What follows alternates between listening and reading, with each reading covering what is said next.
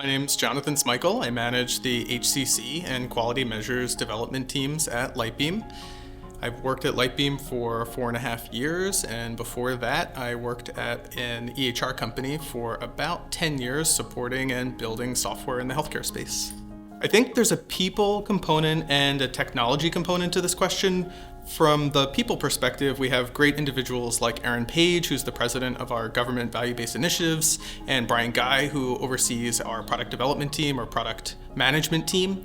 They stay abreast of changes in the regulatory landscape. They stay ahead of CMS initiatives and announcements. From a technology perspective, we've built our entire platform on top of a dynamic and flexible system. So when regulatory changes come down the pike and require us to make changes, they're often as simple as making a configuration change so we can get out ahead of it, get this product to our customers in the fastest way possible so that they're ready before the rest of the market.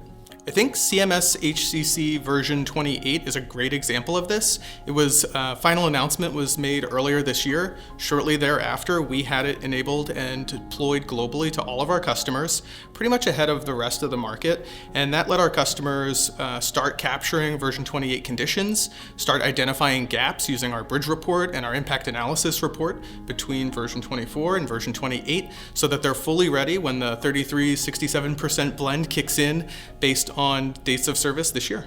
It's difficult to understand the future long term, but I think in the immediate term, we're gonna see a lot more supplemental data submissions to payers. So in the form of ECDS for HEDIS, for example, and Lightbeam's really well positioned to capture that data from multiple clinical sources, aggregate it, assemble the codes that satisfy care gaps for each one of those measures, and then we automate the submission to various payers and get the gaps closed on their end.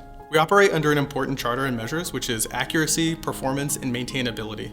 We're really fortunate that our leadership team gives us the latitude and the time to ensure that our calculations are accurate and run in the allotted time that ETL takes overnight. Please talk to us. There's so many measures out there in HEDIS and ECQM and MIPS that we don't yet support, and it's difficult for us to know what the market wants, what our customers want, without hearing directly from you. So please reach out to us, tell us what you want to see, tell us what types of things you want to see in risk model analysis and HCCs.